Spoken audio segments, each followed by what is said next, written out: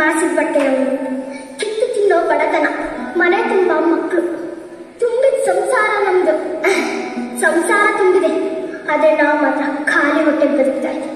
ಆದ್ರೆ ಇದುವರೆಗೂ ಯಾರು ದೇಹಿ ಅಂತ ಬೇಡಿಲ್ಲ. ಲಕ್ಷ್ಮೀಪತಿಯಾದ ಶ್ರೀಕೃಷ್ಣನೇ ಏಕವಚನದ ಗೆಳೆಯನಾದ್ಮೇಲೆ ನಾನ್ ತಾನೇ ಅದೇ ಬಡವನಾಗ್ತೀನಿ. 10 ಮಕ್ಕಳಿಗೆ ಪಾಠ ಹೇಳ್ತಾ ಬದುಕ್ತಾ ಇದ್ದೀನಿ.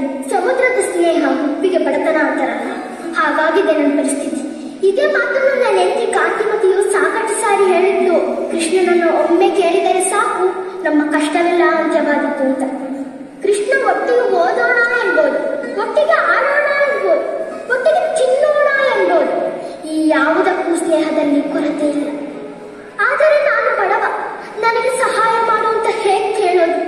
ಆ ಕೇಳಿದ ಕೂಡಲೇ ನಾನು ಸ್ನೇಹಿತನಾಗುವುದಿಲ್ಲ, ಭಿಕ್ಷುಕನಾಗುತ್ತೀನಿ. ಇಲ್ಲಿಗಂತ ಬಂದಿದ್ದೀನಿ. ನನ್ನ ಗೆಳೆಯನಾದ ಶ್ರೀಕೃಷ್ಣನನ್ನ ಭೇಟಿ ಮಾಡೇ ಹೋಗ್ತೀನಿ.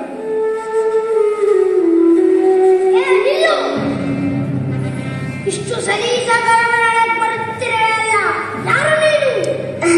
ಅಣ್ಣ, ನಾನು ಸುಧಾಮ. ನನ್ನ ಕುಚೇಲ ಅಂತ ಕರೀತಾರೆ. ಈ ದ್ವಾರಕೆಯ ಪ್ರಭು ಶ್ರೀಕೃಷ್ಣ ನನ್ನ ಬಾಲ್ಯದ ಗೆಳೆಯ. ಸಾಲದಕ್ಕೆ ನಾವಿಬ್ರು ಒಂದೇ ಗುರುಗಳ ಹತ್ರ ಕಲ್ತವ್ರು.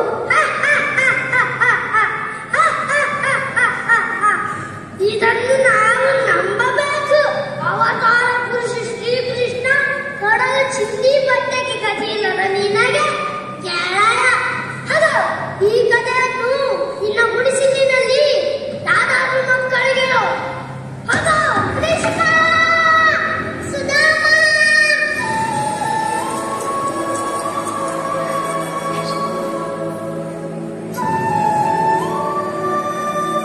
ಎಲ್ಲೋ ನಮ್ಮನ್ನಾರಿಗೆ ಬಂದ ಅತಿಥಿಯನ್ನ ಹೀಗೆ ನಡೆಸಿಕೊಳ್ಳುವುದೇ? ಹೋಗು, ಕ್ಷಮೆ ಕೇಳು.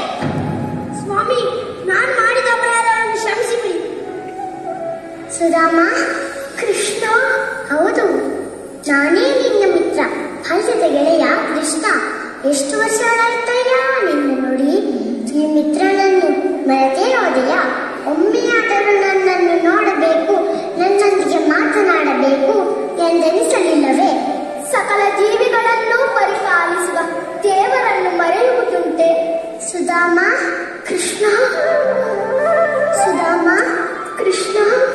ಸುಧಾಮ, ಕೃಷ್ಣ. ಬಾ ಗೆಳೆಯ, ಬಾ.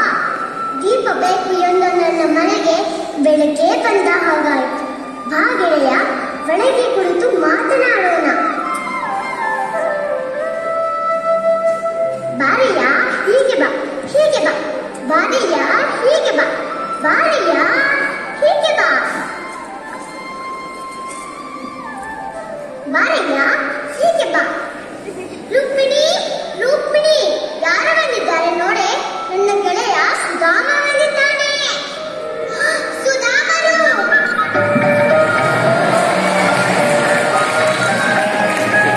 ನಿಮ್ಮ ಬಾಲ್ಯದ ಪ್ರೀತಿಯ ಗೆಳೆಯ. ನಮಸ್ತೆ ಅಣ್ಣನವರೇ. ನಮಸ್ತೆ. ನಮಸ್ತೆ. ಹೌದು, ಸುಧಾಮನನ್ನು ಪ್ರೀತಿಯ ಗೆಳೆಯ. ಸಾಂದೀಪಿನಿ ಆಶ್ರಮದಲ್ಲಿ ದೀಪವೆಲ್ಲ ಹಾರಿ ಹೋಗಿ ಕತ್ತಲು ಆವರಿಸಿದಾಗ ಕಥೆ ಹೇಳಿದವನು. ನಾನು ಮಗ್ಗಿ ಕಲಿಯಲಾಗದೆ ಭಯಪಡುತ್ತಿದ್ದಾಗ ನನಗೆ ಮಗ್ಗಿ ಹೇಳಿಕೊಟ್ಟು ಧೈರ್ಯ ತುಂಬಿದವನು. ತಾನು ಅನ್ನ ತಿನ್ನುವ ಮೊದಲೇ ನನಗೆ ತಿನ್ನಿಸುತ್ತಿದ್ದವನು ಅಲ್ವೇನಯ್ಯ? ಹೌದು. ಅಣ್ಣನವರೇ, ಸ್ನೇಹದ ಬಗ್ಗೆ ಮಾತು ಬಂದರೆ ಸ್ವಾಮಿಯ ಬಾಯಲ್ಲಿ ನಿಮ್ಮ ಹೆಸರೇ ಮೊದಲು. ಇಷ್ಟೆಲ್ಲ ಗೆಳೆತನ ಇರುವ ಇವರು ನಿಮ್ಮನ್ನು ಕಾಣಲು ಏಕೆ ಆಗಾಗ ಬರುವುದಿಲ್ಲ? ಗೆಳೆಯ, ನೀನು ಸಂಸಾರಿ ಆದರೂ ಈ ಕಂಸಾರಿಯನ್ನು ಮರೆತಿಲ್ಲವಲ್ಲ? ಅಂತೂ ನನ್ನ ನೆನಪಾಯಿತಲ್ಲ. ಅದೆಷ್ಟೋ ದಿನಗಳ ನಂತರ ನನ್ನ ಕಾಣಲು ಬಂದ ನಿನಗೆ ಹೃತ್ಪೂರ್ವಕವಾಗಿ ಸತ್ಕರಿಸಲು ಕಾದಿದ್ದೇನೆ ಮಿತ್ರ. ಹೀಗೆ ಬಾ. ಬನ್ನಿ ಅಣ್ಣನವರೇ, ಬಾರಯ್ಯ, ಹೀಗೆ ಬಾ. ಕುಳಿತುಕೋ.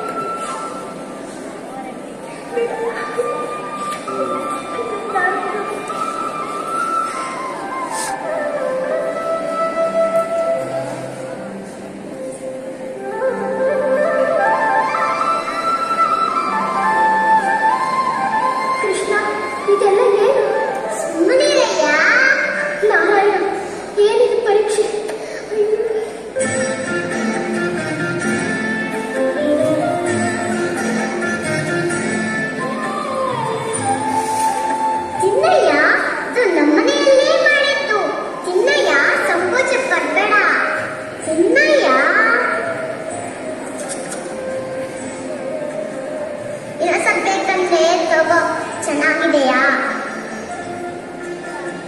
ಕೃಷ್ಣ ಸಾಕು, ಬಹಳ ರುಚಿಯಾಗಿದೆ. ಇದೇನು ಉಪಚಾರ, ಇದೇನು ಸಡಗರ, ಸಂಭ್ರಮ. ಸಾಕು ಕೃಷ್ಣ ಸಾಕು. ಹೀಗೆ ಸಮನಾಗಿ ನೋಡಿಕೊಂಡ ದೇವರ ಮುಂದೆ ದೇವಿ ಎಂದು ಲೌಕಿಕ ಭಾಗ್ಯವನ್ನು ಬೇಡಿ ಹೇಗೆ ಸಾಮಾನ್ಯನಾಗಲಿ? ಬೇಡ, ಕೇಳುವುದು ಬೇಡ. ಭಕ್ತವತ್ಸಲನಾದ ಶ್ರೀಕೃಷ್ಣನ ಎದುರು ನಿಂತಿದ್ದರು ನಿಮ್ಮ ಗೆಳೆಯನ ಮುಖದಲ್ಲಿ ಏನೋ ಚಿಂತೆ ಇರುವಂತಿದೆ. ಅನ್ನದವರೇ, ಏನು ಯೋಚಿಸುತ್ತಿದ್ದೀರಾ? ಏನಿಲ್ಲ ತಾಯಿ, ಏನಿಲ್ಲ. ನಾನಿನ್ನು ಹೊರಡುತ್ತೇನೆ. ಸಂಸಾರದ ಗೀಳು ಕಾಚಿನತೆ ನನ್ ಕಾಡ್ತಾ ಇದೆ ಪಾಪ. ಅದೇನು ಆ ಸಣ್ಣ ಗಂಟು? ಏನಿಲ್ಲ ತಾಯಿ, ಏನು? ಓ, ನಿಮ್ಮ ಗೆಳೆಯನಿಗೆ ಏನೋ ಕಡಲು ಗಂಟ ಆಗಿದೆ. ಹೌದೇನೋ? ನನಗಾಗಿ ನನ್ನ ಅತ್ತಿಗೆ ಏನೋ ಕೊಟ್ಟು ಕಳಿಸಿದ ಹಾಗಿದೆ. ಅತ್ತಿಗೆ ಪ್ರೀತಿಯಿಂದ ಕೊಟ್ಟಿದ್ದನ್ನು ಕೊಡದ ನೀನು ಅದೆಂತ ನನಯ್ಯ? ಕೊಡು, ಅದೇನು? ಅಯ್ಯೋ ಕೃಷ್ಣ, ಬೇಡಪ್ಪ. ನಾರಾಯಣ, ಅಯ್ಯೋ ನಾರಾಯಣ. ಕೃಷ್ಣ ಬೇಡಪ್ಪ. ಅಯ್ಯೋ ಕೃಷ್ಣ ಬೇಡ. ಅತ್ತಿಗೆ ಹಾಕಿದ ಪ್ರೀತಿಯ ಗಂಟು ಎಷ್ಟು ಬಿಗಿಯಾಗಿದೆ, ತೆಗೆದುಕೊಡು ರುಕ್ಮಿಣಿ.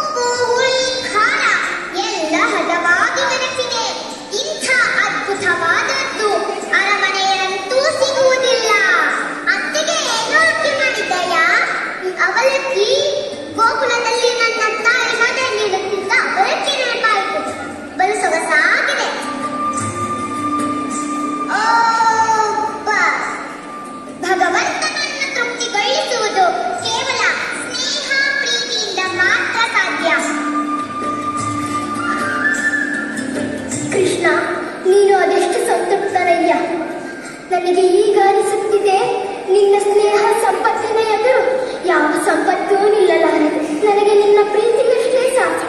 ನಾನಿನ್ನು ಹೊರಡುತ್ತೇನೆ. ಹೋಗಿ ಬಾ ಅಣ್ಣನ ಬಲೆ. ಇಂದು ಇಲ್ಲಿಯೇ ಇದ್ದು ನಮ್ಮ ಅತಿಥಿ ಸತ್ಕಾರವನ್ನು ಸ್ವೀಕರಿಸಿ ನಾಳೆ ಹೊರಡಬಹುದಲ್ಲ? ಇಲ್ಲ ತಾಯಿ, ಊರಿನಲ್ಲೊಂದು ಗುರುಕುಲವಿದೆ. ಅಲ್ಲಿ ನನ್ನದೇ ಒಂದು ಶಿಷ್ಯ ಬಳಗವಿದೆ. ಅದನ್ನು ಹೆಚ್ಚು ಕಾಲ ಬಿಟ್ಟಿರುವ ಹಾಗಿಲ್ಲ. ಭಗವಂತ ನೀಡಿದ ಸತ್ಕಾರಕ್ಕೆ ನನಗೆ ಮಾತೇ ಹೊರಡದಾಗಿದೆ. ನಾನಿನ್ನು ಹೊರಡುತ್ತೇನೆ. ಸ್ವಲ್ಪ ನಿಲ್ಲಿ ಸ್ವಾಮಿ. ಮನೆಗೆ ಬಂದ ಸ್ನೇಹಿತನನ್ನು ಹಾಗೇ ಬರಿಗೈಯಲ್ಲಿ ಕಳುಹಿಸುತ್ತಿದ್ದೀರಾ? ನಿಮಗೋಸ್ಕರ ಅಷ್ಟು ದೂರದಿಂದ ಪ್ರೀತಿಯನ್ನೇ ರುಚಿಯನ್ನಾಗಿಸಿ ಮಾಡಿದ ಗರಿಗರಿ ಅವಲಕ್ಕಿಯನ್ನು ತಂದ ನಿಮ್ಮ ಗೆಳೆಯನನ್ನು ಹಾಗೆ ಕಳಿಸುವುದೇ ಸ್ವಾಮಿ? ರುಕ್ಮಿಣಿ, ಹಳೆಯ ಸ್ನೇಹಿತನನ್ನು ಮರೆಯದೆ ದೇವರು ನನ್ನನ್ನು ಪ್ರೀತಿಯಿಂದ ಆದರಿಸಿ ಸತ್ಕರಿಸಿ ಕಳುಹಿಸುತ್ತಿದ್ದಾರೆ.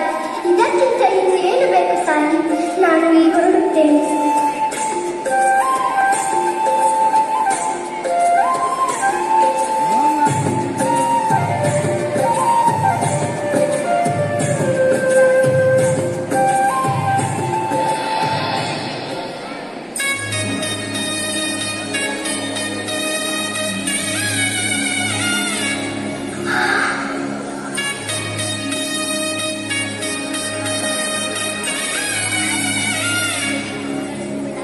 ಇದೇನು, ನನ್ನ ಗುಡಿಸಲು ಹೀಗೆ ಬದಲಾಗಿ ಹೋಗಿದೆ.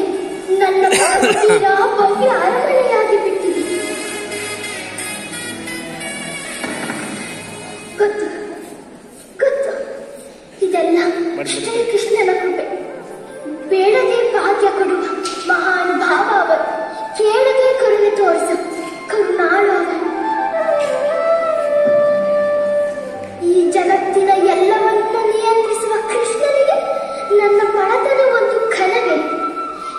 ಬಡವ ಕೊಟ್ಟ ಇಡೀ ಅವಲ